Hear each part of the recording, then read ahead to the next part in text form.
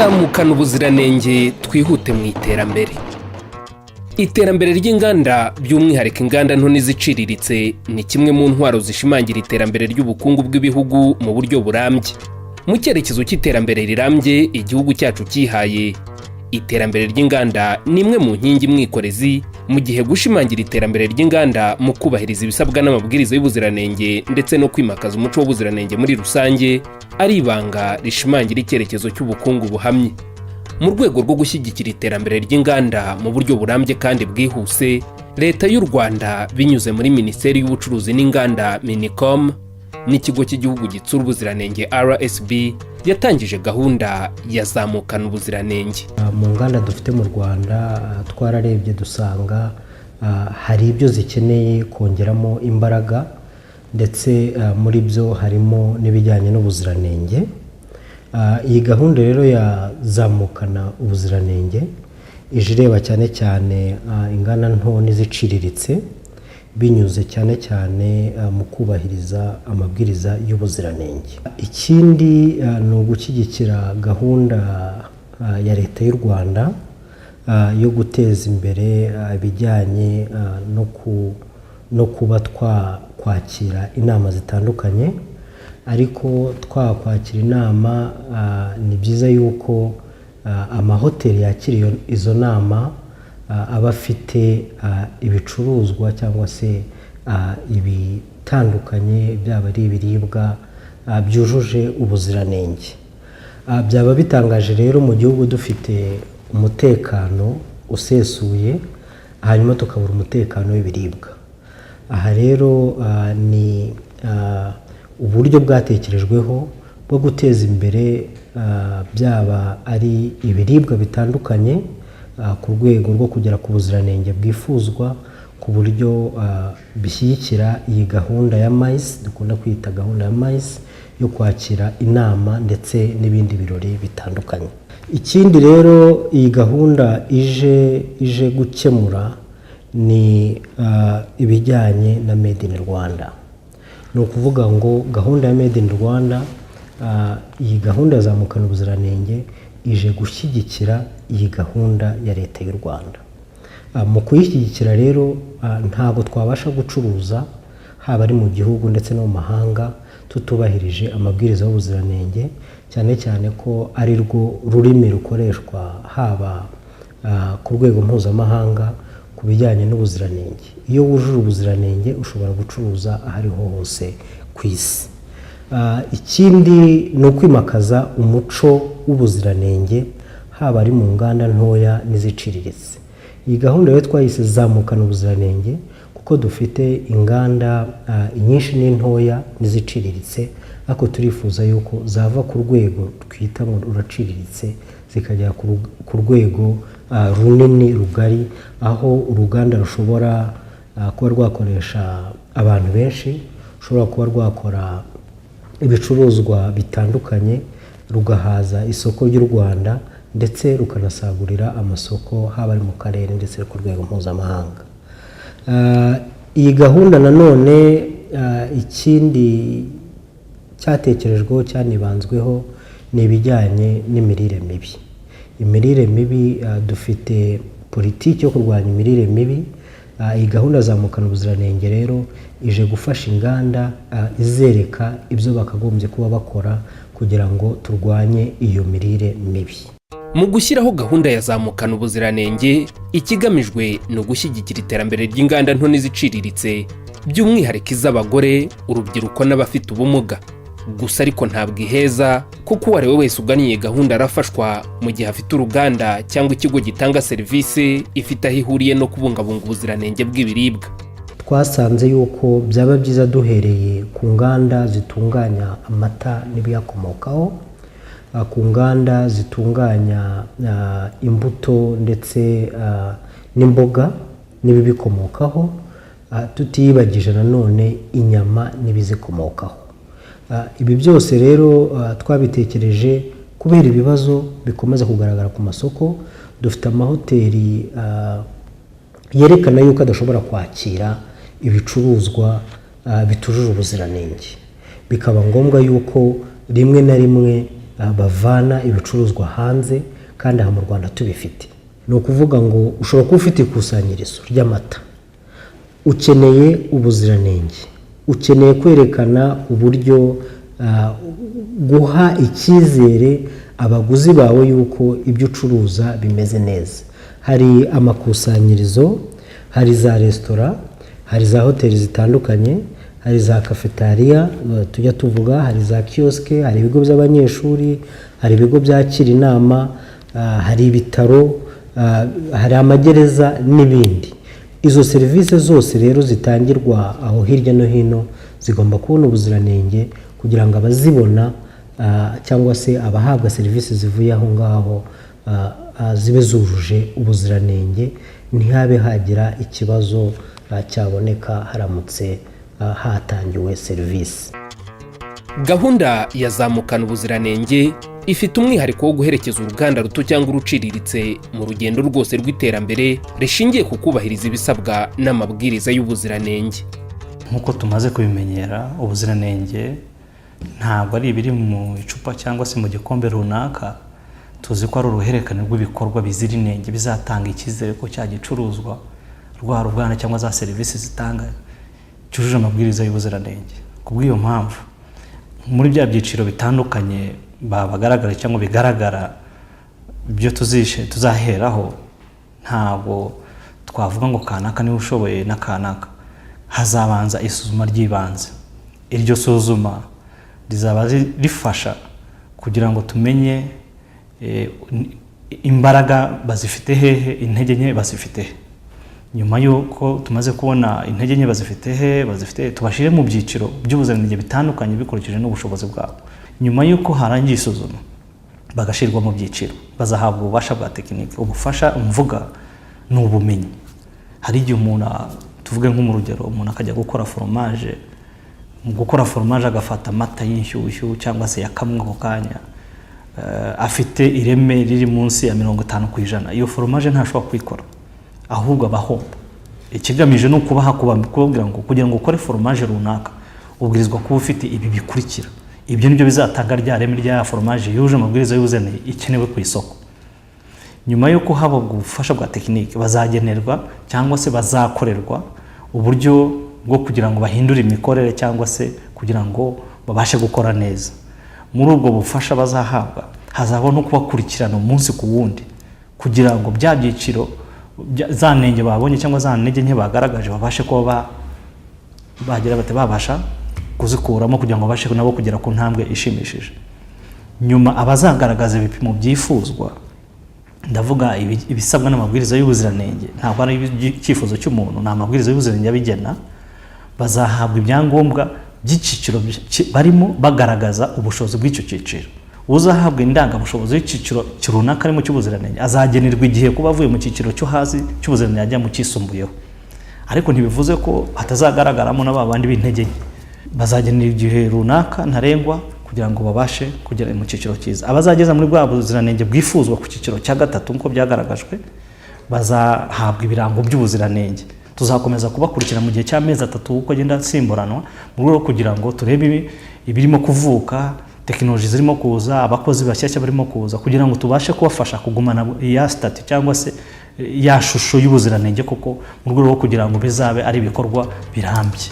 Abakora ibinyobwa bikomoka ku bitoki n'ibindi bihingwa ni bamwe mu batangiriweho na gahunda ya Zamukana Ubuziranenge. Kuri ubu bishimira ko iyi gahunda ikomeje kubafasha kunoza imikorere yabo hashingiwe ku bisabwa n'amabwiriza y'ubuziranenge, ndetse ibicuruzwa byabo bikaba bimaze guhabwa ikirango cy'ubuziranenge cya S-Mark. Nk'uko abakora ibikorwa byo gutunganya ibinyobwa bikomoka ku bitoki n'ibindi bimera bagiye babishishikarizwa, amabwiriza y'ubuziranenge abafasha kumenya uko uruhererekane rw'imirimo ikorwa hashingiwe ku bisabwa n'amabwiriza y'ubuziranenge. Ibyo kwitondera n'ibyo kwitabwaho cyane kugira ngo habungabungwe ubuziranenge bw'igicuruzwa kuva hakirwa ibitunganywa, mu kugikora, mu kugipfunyika no mu gihe kigemurwa ku masoko. Ibitoki rero iyo bivuye mu mirima abacuruzi barabizana, byagera hano mu gihe cyo kubyakira bakabanza kureba ko ibitoki bikomeye neza. Ubwo nyuma yo kureba ko ibitoki bikomeye neza bakareba ko nta bitoki biba byakomeretse mu gihe cyo kubitema, wenda bikaba byazatuma bibora. Hanyuma rero iyo bigeze hano turabyakira tukabishyira hano kugira ngo izuba ritongera kuba ryabyica, bikaba byavamo umutobe. Nyuma y'uko ibitoki bimaze gushya turabanza tukajonjoramo ibitoki bimeze nabi ari byo mubona aha ngaha, hanyuma ibimeze gutya tukabijugunya, tukongera tukaraba ibitoki bimeze neza byahiye neza. Ibi rero nabyo ibi turabifata tukabyoza, twamara kubyoza tukabishyira kuri ino mashini, imashini ikabijyana ikabishyiriza hariya, indi mashini bitonora. Iyi mashini rero niyo ikuramo imyanda ikayishyira hano ku ruhande, bikaba ari ibiryo by'amatungo. Igitoki kigomba kuvamo umutobe kikajya hariya hirya, hanyuma ibi bigasohorwa bikaba ari ibiryo by'amatungo. Umutobe rero umaze gukamurwa hariya haruguru, iyi mashini irawuzana ikawugeza mwaha. Iyo ugeze aha rero muri iki gitanka nibwo tuba tugomba kureba niba umutobe twifuzaga waje ari kumeze. Ubwo rero aha dupima burigise tukareba ese umutobe ufite burigisi ya kangahe. Iyo dusanze rero ufite burigisi ihagije unayunguruye nk'uko twabyifuzaga, ubwo uva muri iki gitanka tukajya kuwutekera mu kindi gitanka kiri haruguru. Ariko aha ngaha uhava tumaze kumenya neza niba umutobe twifuza twawubonye. Iyo rero tumaze kureba hari umutobe ko umeze neza, tuwuzana hano mu buryo bwo kuwuteka kugira ngo nimba hari mikorobe yaba irimo ibashe kuba yapfira hano kubera ubushyuhe. Hanyuma kandi iyo dusanze ya burigisi twifuzaga hari itabonetse, ubwo hano turateka kugira ngo amazi agabanukemo, hanyuma burigisi izamuka. Iyo dusanze rero burigisi twifuza igezweho hano, ubwo duhagarika gucanira umutobe ukaba urahiye, ari bwo uva hano ujya gutarwa kugira ngo uzave mu rwagwa. Iyo urwagwa ruvuye hano ruza hano kujya kuri parking. Iyi rero ni imashini ibanza koza, nubwo hari ababanje koza kwa mbere ntabwo twakizera ko intoki za muntu ziba zogeje ku buryo amacupa aba yogeje neza. Iyi rero ni imashini yongera ikoza igakuramo utwandwa twose twaba twasigayemo kugira ngo twizere neza ko amacupa agiye kujyamo urwagwa rutunganije. Hepfo yaho rero hari imashini ishyiramo inzoga. Iriya mashini ishyiramo inzoga yegeranye neza n'imashini yoza. Iyi mashini ishyiramo inzoga murabona ko yegeranye neza n'imashini yoza. Ni ukugira ngo amacupa amaze koga ako ka mwanya ahita ajyamo inzoga kugira ngo twizere neza ko hagati yo koza no gushyirwamo inzoga nta wundi mwanda ushobora kuba wagiyemo. Hanyuma rero inzoga imaze kujya mu macupa, hepfo murahabona imashini ipfundikira. Murabona ko nabyo hagati y'imashini ipfundikira n'ishyiramo inzoga biregeranye. Ni ukugira ngo inzoga ikimara kujya mu icupa ako ka mwanya bahita baripfundikira kugira ngo hataza kugira umwanda uwo ari wo wose wagwamo mbere y'uko baripfundikira. Nyuma rero y'uko icupa rimaze kujyaho umupfundikizo rikomeza kugenda kuri tapi, hakajyaho etikete. Icyo gihe etikete yo murabona ko isa niyegeyeho gatoya, ariko ibicupa riba rimaze gupfundikirwa nta yindi mikorobe yari ishobora kuba yajyamo. Ubwo nibwo rero icupa riba rishobora kujyaho etikete, ubundi rikaba ryajya ku isoko. Mu gihe hatunganywa ibinyobwa bikomoka ku bitoki n'ibindi bimera, ni ngombwa kwitwararika iby'ingenzi byagaragajwe mu mitunganyirize. Igihugu cyacu kandi cyashyize imbaraga mu kongera umusaruro w'umukamo ndetse n'ingamba zigamije guteza imbere ubworozi bwa kijyambere buha umusaruro ugaragara ababukora. Izo ngamba zirimo no kubungabunga ubuziranenge bw'amata ndetse no kuyongerera agaciro. Ba rwiyemezamirimo bashishikarizwa gushinga inganda zitunganya amata n'ibiyakomokaho, bakabyongerera agaciro bikabasha no kugera ku masoko y'imbere mu gihugu, mu karere no ku masoko mpuzamahanga. Uru rwego ni rumwe mu zatangirijweho gahunda ya zamukana ubuziranenge, kandi biragenda bitanga umusaruro ushimishije nk'uko bihamywa n'abafite inganda zitunganya amata n'ibiyakomokaho. Ukuntu namenye inzira y'ubuziranenge, navuga ko ikigo gitsura ubuziranenge ku rwego rw'igihugu na RDB nibo bangendereye, bantunguye, barayimenyesha, nibo bankanguye. Hanyuma bampa karibu, ndagenda njyayo, banyakira neza, banyereka standard ngomba gukurikije ko zirakamwa ikora yogurt na fermented milk. Banyereka standard ngomba kuba mfite, nkabisoma, n'abakozi dukorana tukamenya ibyo dukora naho bishingira kugira ngo bibe byuzuza ubuziranenge. Naragiye rero baramfasha, ibyo bitabo ndabigura, ntangira urugendo rero rwo kwitegura. Maze kwitegura haza abo muri inspection barareba, bambwira ibyo nkosora, ndabikosora kandi tukorana neza. Aho ngize ikibazo nkabahamagara bakambwira, niba ari amahugurwa nkeneye bakaza bakayaduha gutyo gutyo bigera ubwo byuzura, baraza baragenzura inshuro ebyiri, barapima, hanyuma mbona ibirango by'ubuziranenge. Navuga ko bitangoye kuko urugendo twararufatanije. Nk'uko bisobanurwa kandi, imikorere inoze ifasha gutunganya amata n'ibiyakomokaho mu buryo bukurikije amabwiriza y'ubuziranenge yita kuri ibi bikurikira. Amata twakira hano mu ruganda rwa Zirakamwa ni amata tuzaniwe n'umukamyi ayazanye mu buryo bwemewe bwo gutwara amata. Ni ukuvuga ngo aba yatuzaniye muri iki gicuba gikoze muri aluminium mu buryo kugira ngo tubungabunge ubuziranenge bwayo. Ntabwo twemera amata ashobora kutuzanira mu gikoresho cya plastique kugira ngo amata yacu atazafata ya mpumuro muri cya gikoresho. Nyuma y'uko dusanze ya mata yacu yujuje ibipimo bisabwa n'ibwiriza ry'ubuziranenge, igikurikiraho ni ukuyabuganiza muri iki cyuma kiyabika akonje. Impamvu tubika ya mata yacu akonje muri iki cyuma ni ukugira ngo umubanje amata yacu ataza kuba umubanje, no kugira ngo tubashe guhagarika gukura kwa izindi mikorobe zishobora kuba zo mu mata. Etape ikurikiraho ni ukuyateka. Duteka amata yacu dukoresheje iyi mashini pasteurize. Nyuma y'uko tumaze guteka amata yacu muri iyi mashini, kuko amata ashobora kuba amavuta batangiye kwitandukanya n'amata, dukoresha iyi mashini ya homogenizer kugira ngo ibashe gusubizaho rya reme y'amata yacu yari afite, kugira ngo muri final product yacu, muri ya yawurute yacu, tuzabashe kumva imeze neza mu kanwa. Nyuma y'uko amata yacu tumaze kuyanyuza muri iyi homogenizer, tuyashyira muri iyi mashini, tukaba ariho tuyahoreza, tukagabanya ubushyuhe kugera kuri temperature runaka kugira ngo ibashe kuzakorana na ya mvuzo tuzashyiramo. Iyo tugiye gukora yogurt, duhoza kugeza kuri temperature ya 45 kugeza kuri 47 kugira ngo ibashe guhura n'imvuzo. Ku kivuguto tukaba dukoresha ubukonje bugeze kuri dogere 30 kugira ngo tuzizere yuko ya produit yacu izagera ku isoko igifite bwa bukonje, kubera urugendo runini imodoka ishobora gukora ishyiriye produit zacu abakiriya bacu. Niyo mpamvu duhitamo gukoresha iyi modoka ikonjesha kugira ngo ya produit yacu izagere kuri wa mukiriya wacu ku isoko igifite bwa bukonje nk'ubwo yavanye muri cya cyumba gikonjesha. Muri gahunda ya Zamukana Ubuziranenge, abakora ibikorwa byo gutunganya amata banafashwa mu kuyongerera agaciro hakorwa ibiyakomokaho. Baherekezwa mu rugendo rwo gufashwa kunoza ibyo bakora hakurikijwe ibisabwa n'amabwiriza y'ubuziranenge, iby'ingenzi byo kwitondera kuri buri ntambwe y'imikorere mu mirimo yabo, kugeza ubwo habonetse igicuruzwa cyiza cyujuje ubuziranenge.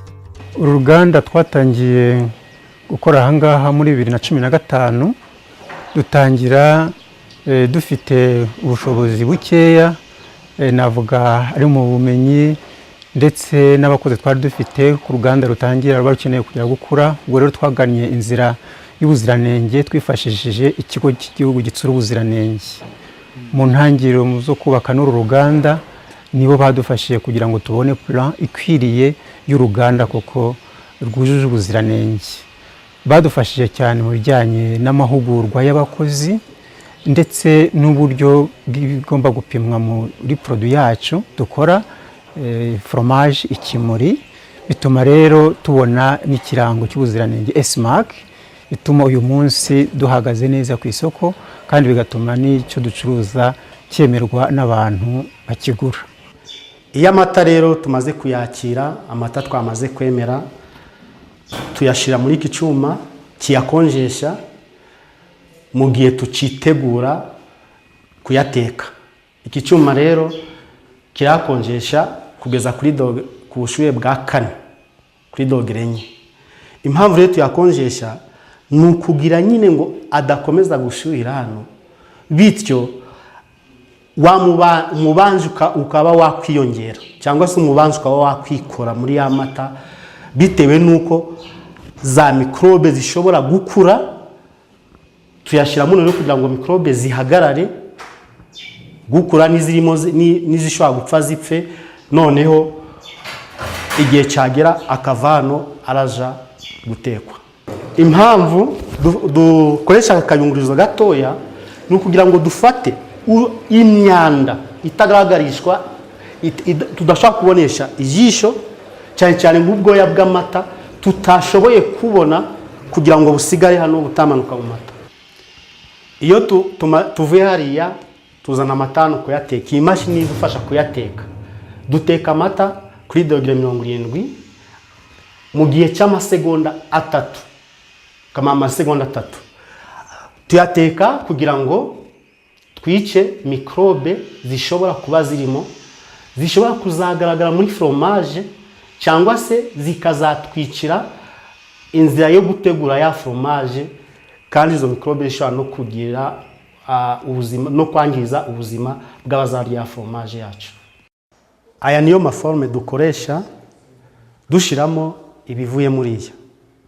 Twamara kuyashiramo imaze kuzura neza, iki cyuma bacita presse, nicyo kidufasha gutsindagira, kuba ko tukora ubwoko bwa Gouda, fromage z'ubwoko bwa Gouda, turatsindagira kugira ngo fromage ikamukemo neza y'amazi ashobora kuba yasigayemo. Iki cyuma nicyo kibidufasha.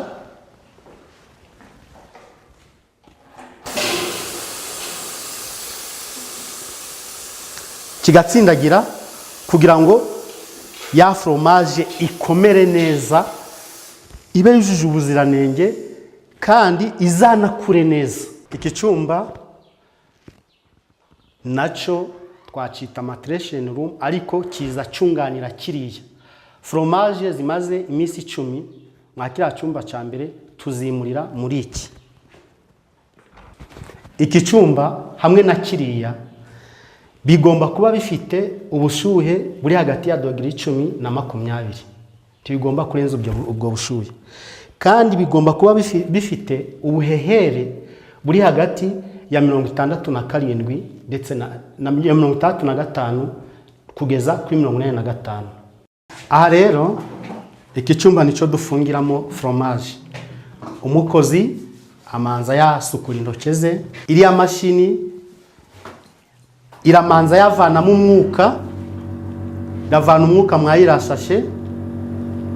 Ibyo biraduha icyizere ko nta yindi mikrobe yakongera gufata iriya fromage. Iriya fromage igiye gufungwa mu buryo nta yindi mikrobe yakongera kuyifata.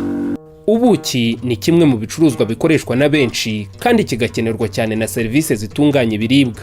Abatunganya ubuki nabo bafashwa kumenya imitunganyirize y'ubuki yujuje ubuziranenge kugira ngo babungabunge ubwiza, bongerere n'agaciro ibicuruzwa byabo.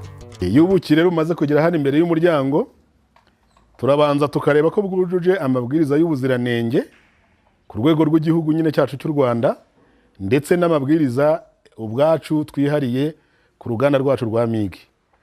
Ayo mabwiriza akenshi tureba ko ubuki bufite isukari yagenwe. Isukari ibiri hagati ya 84% na 80. Irenze aho ngaho ntabwo iyo sukari twebwe tuyemera, nta nubwo ubuziranenge buba buyemera. Tukareba n'ububoberi cyangwa se amazi ashobora kuboneka muri iyo sukari. Ayo mazi ashobora kuba ari 16%, hagati ya 16 na 20%. Iyo birenze ntago ubuziranenge bwa RSB dukorana cyangwa se ku rwego rw'igihugu ibyemera, natwe ntitubyemera. Ibindi dushobora kurebamo ni ukureba niba ubuki bufite ibara twifuza.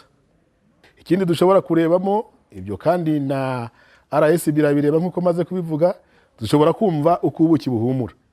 Twakumva impumuro itameze neza, ntabwo ubuki tubwakira. Dushobora kumva ko ubuki mu kanwa ushyiramo kumva buryoshye nyine, ko ari ikintu umuntu wese yabasha kumva. Twakumva buraryoshye, ubwo ubuki turabwemeza. Iyo tumaze kubwemeza nibwo bwinjira mu ruganda. Ubuki iyo bumaze kuva muri machine doseze nk'uko tubyerekanye, buza hano aho butunganyirizwa kugira ngo babukoreho ibintu byo gusiringa cyangwa se gufatishaho akantu gatuma ubuki butameneka, cyangwa se ngo imyanda ijyemo cyangwa ngo mikorobe ijyemo, noneho mu gihe cyo kubucuruza butazameneka. Ubuki bamaze gusiringa babugeza ku uyu mukozi.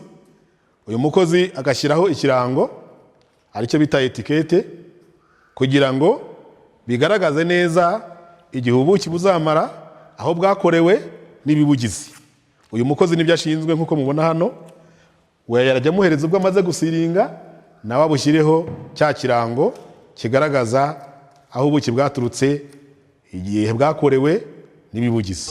uretse kuba abamaze kugerwaho n'iyi gahunda bayivuga imyato ku kuba yarabafashije gusobanukirwa neza ibyo bakora, uko babikora ndetse no kubyongerera agaciro bishingiye ku mikorere yubahiriza amabwiriza y'ubuziranenge, ubu batewe ishema no kuba ibicuruzwa byabo bicuruzwa bifitiwe icyizere nabo ubwabo ndetse n'abaguzi. Gahunda ya Zamukana Ubuziranenge ntiheza. Uwo ari we wese wifuje kuyigana arafashwa agaherekezwa mu iterambere mu buziranenge.